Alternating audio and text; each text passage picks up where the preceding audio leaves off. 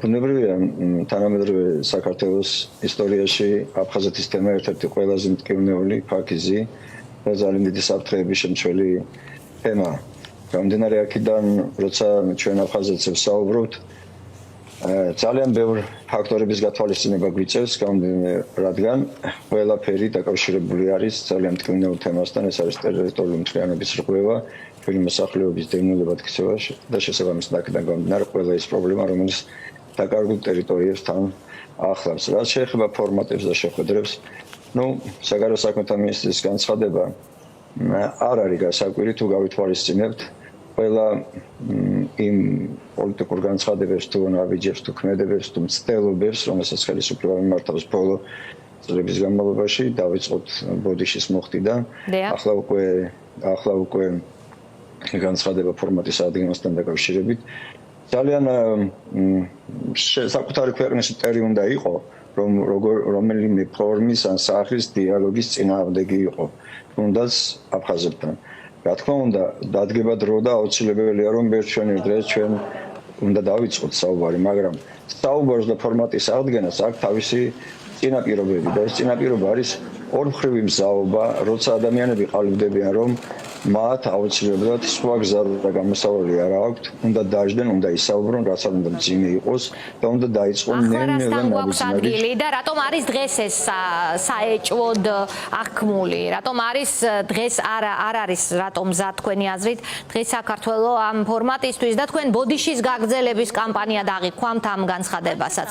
ანუ ეს არის რა თქმა უნდა, ეს ხაზია, ერთი ხაზია, რომელსაც ხელისუფლება მიმართავს, ის პერმანენტულად მიმართავს და თავის ხარდაჭერას ასე ვთქვათ, twin-ში ატრიალებს ერთ და იგივე თემას, რომ ჩვენ აუცილებლად ტერიტორიული მთლიანობისკენ რაღაც ქმედით ნაბიჯებს გადავდგანთ. ჩვენ ყველამ ვიცით, რომ ამის უკან დგას პოპულიზმი. ჩერეთია და აფხაზეთის მხრიდან ჩვენ არ გაგვიგია, თუნდაც ამ დე-ფაქტო ხელისუფლების მხრიდან არც ერთი განცხადება ყოველ შემთხვევაში ჩემთვის უცნობია, რომელიც მზადყოფნას გამოხატავდეს საქართველოსთან ოფიციალურ მხარესთან საუბრის. ერთადერთი ვიცი, რომ ლავროვმა, რუსეთის საგარეო საქმეთა მინისტრმა განცხადება გააკეთა, რომ დაანებეთ პოლიტიკურ მოთხოვნებს თავი ტერიტორიულ მთლიანობას და თქვენ თუ უბრალოდ აღდგენა გინდათ ურთიერთობების აფხაზებთან, ჩვენ ამაში დაგეხმარებით. ანუ ჩვენ ვდგებით იმ ფაქტის წინაშე, რომ არც ერთი პოლიტიკური საკითხი ტერიტორიულ მთლიანობასთან მიმართებაში, დევნილების მიმართ ჩადენილი დანაშაულის, არც გამოძიება, არც აღმოფხვრა, ამ დევნილების უკან დაბრუნების არც ერთი პირობა განხილვის საკითხი არ არის და ჩვენ უბრალოდ მივიღებთ იმას კორპორატიულ შეთანხმებას, არა შერიგების თემას, არამედ გარიგების თემას, რომ გზა გაიხსნას და უბრალოდ აქ დიდი ფულის საკითხი გადაწყდება შემდგომში, რომელიც მერე გასაგდება თავის მხარდამჭერზე, ხელისუფლება გაასაღებს როგორც მორიგ დიდ პოლიტიკურ რაღაც გარღვევას ამ ხაზეთის კონფლიქტის საკითხში. შესაბამისად, ამ ილუზიების მე არ მჯერა, ეს არის პარტიული ნარატივის და ასე ვთქვათ, იმ წლების განმავლობაში შემუშავებული ქართული ოცნების მიერ ხელისუფლებაში ყოფნის პერიოდში იმ რეჟიმის გაგრძელება, რომელიც ყველა საარჩევნო პერიოდის წინ ჟღერდება და იცის ბრწყინვალე ქართულმა ოცნებამ, რომ ადრე თუ გვიან მას მადამდელი არჩევნების ჩატარება მოუწევს, შესაბამისად ნელ-ნელა იწყებს შეფუთვას ისეთი საკითხების, რომელიც ძალიან მნიშვნელოვანი იქნება მისი ასე ვთქვათ, ხარდამჭერი ხმების მობილიზაციისათვის. გასაგებია, ბატონო ალექსანდრე, ჯერჯერობით ის ვერ ყიდის ვერცეთ თემას, რომელიც წამოჭრა, ხო, წინა არჩევნებზე შეეცადა ომის და მშვიდობის თემაზე, ასე ვთქვათ, პოპულისტა, ომის შიში ცალსახად გასაგებია, ყველას აქვს, მაგრამ რაც შეეხება თქვენ გაიხსენეთ წინა არჩევნები, მაგალითად იყო დავით გარეჯის თემა წამოწეული წინა არჩევნებზე, ყველა პოლიტიკური მიზნისთვის გასაგებია, მაგრამ როგორ უნდა გაასაღოს ეს თემა რაიმე პოზიტივად, მაშინ როცა არანაირი სარგებელი ამ შემთხვევაში ტერიტორიული მთლიანობის კუთხით, აღდგენის კუთხით შედეგობრივად არ დგება და თქვენ სწორად აღნიშნეთ, რეალური მეორე მხარე აქ მოცალაპარაკებელი რუსეთია და არა ოკუპირებული სეპარატისტული ხელისუფლება, არავინ ეკითხება მათი ადგილზე არაფერს, როცა ლავროვის ცემს აქ პასუხს საქართველოს თვითაღიარებულ ხელისუფლებას, ხომ? როგორ გონიათ ამის გათამაშება, როგორ უნდა მოხდეს და დიდი ფული ახსენეთ, ასევე გზა გაიხსნებაო, დავიკონკრეტეთ, რაც გულისხმობთ. რაც შეეხება კონფლიქტის სირთულეს მე კიდევ ერთხელ აღნიშნავ, რომ რაც არ უნდა რთული არ უნდა იყოს. დიალოგი აუცილებლად საჭიროა, მაგრამ ამ დიალოგს უნდა ჰქონდეს თავისი შინაარსი, თავისი მიზანი და პოლიტიკურ შედეგებზე უნდა იყოს. ორი საკითხი დააყენეს იქიდან, ერთი იყო გააუქმეთ ოკუპირებული ტერიტორიების შესახებ კანონიო და მეორე იყო ასევე ძალის გამოუყენებლობის შესახებ, რომელიც დიდი ხანია უნდათ რომ ხელი მოეწეროს. მიუხედავად იმისა, რომ ასეთი ტიპის დოკუმენტები ხელმოწერილიც არის საერთაშორისო ფორმატებში. აქ საუბარია უბრალოდ მხარედ აღიარებაზე სეპარატისტების. რა თქმა უნდა, ეს არის ესეთი მცოცავი პოლიტიკის გაგრძელება, ჩვენ გვინდა თუ არ გვინდა, ნელ-ნელა უნდა დავიწყოთ, ესე იგი, მათი ხედვით აღიარება ხელისუფლების, რომელიც არის ოკუპირებულ ტერიტორიაზე. ჩვენ უნდა შევთანხმდეთ და თანხმობა უნდა მივცეთ იმ მხარეს, ყოველგვარი პოლიტიკური მოთხოვნების გარეშე.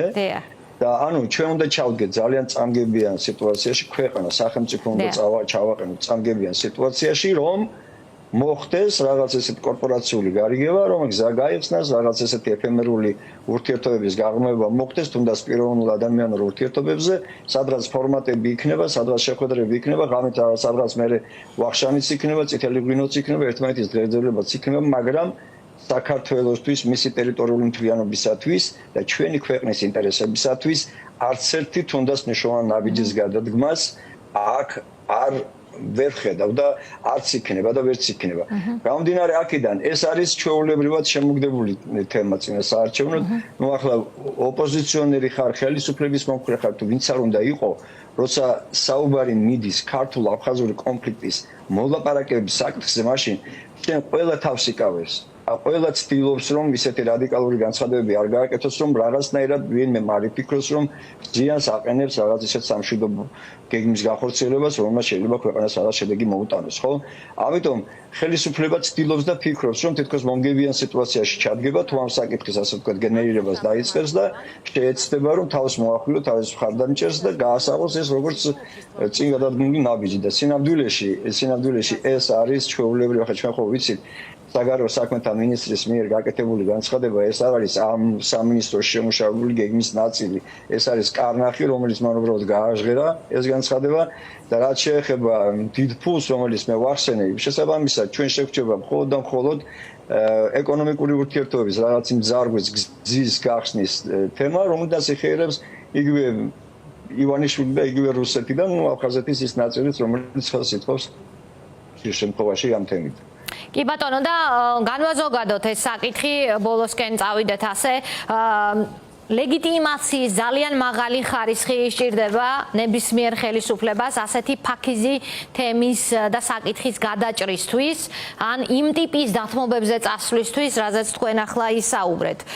იმ პირობებში, როცა არათუ მაღალი ხარისხი ლეგიტიმაცია საერთოდ არ აქვს ივანიშვილის რეჟიმს არც ქვეყნის შიგნით და არც ქვეყნის გარეთ, აი ამ პირობებში ამ თემის წამოწევა არის თუ არა კიდევ ერთი დიდი სამწუხარო რეალობა ამ ქვეყნისთვის. ანუ ეს არის ფაქტობრივად რეჟიმი, რომელიც არ ლაპარაკობს ხალხის სახელით, არ აქვს ხალხის მანდატი და წყვეტს საკითხს, რომელიც ამ წუთაც კრემლის ინტერესში შედის.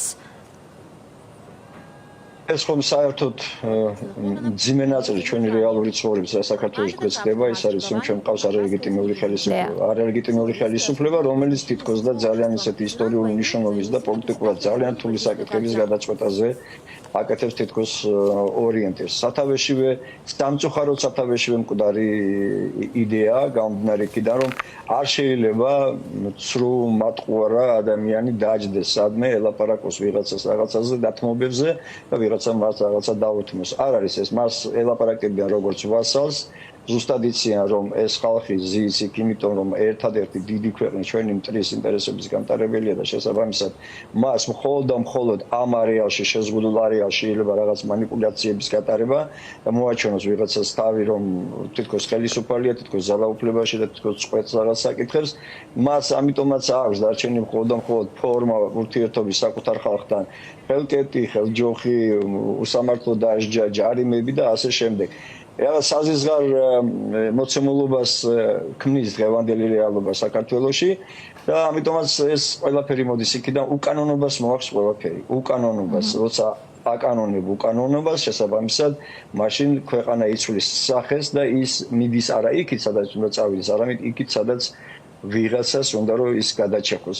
თუ კი საუბარია იმაზე, რომ ჩვენ ბოდიში უნდა მოვიხადოთ მტერთან, მაშინ ჯერ ბოდიში უნდა მოვიხადოთ კანონიერი პრეზიდენტის ზვიად გამსახურდი ეს მომხრეების წინაშე, იმიტომ რომ საქართველოს ხელისუფლება მაშინ გადაწყვიტა, რომ პოლიტიკური მოწინააღმდეგეები, რომლებიც აფხაზეთში მიტინგებს ატარებდნენ, ისინი დაერბია და იქ ასე ვთქვათ, ამოექოლა წინააღმდეგობის ცენტრი და ჯერ ქართულ მოსახლეობას მოუხადოთ ბოდიში, რომელიც კანონიერებას იცავდნენ, შემდეგ რომ შევედით აფხაზეთის ტერიტორიაზე და რომელიც მე კონფლიქტი გადაიზარდა, მაშინ ამის ანატომია უნდა ახსნათ წესიერად და პატიოსნად და ამის შემდეგ შეიძლება ლეგიტიმურმა ხელისუფლებამ უბრალოდ თქვას თავისი სათქმელი და გადაწყვეტილებებზე დაიწყოს კომპლექსური მუშაობა ისე რომ მეორე მხარეც ამას უბრალოდ დაეთანხმება და ასე ვთქვათ დაიძრება ეს რთული საკითხი.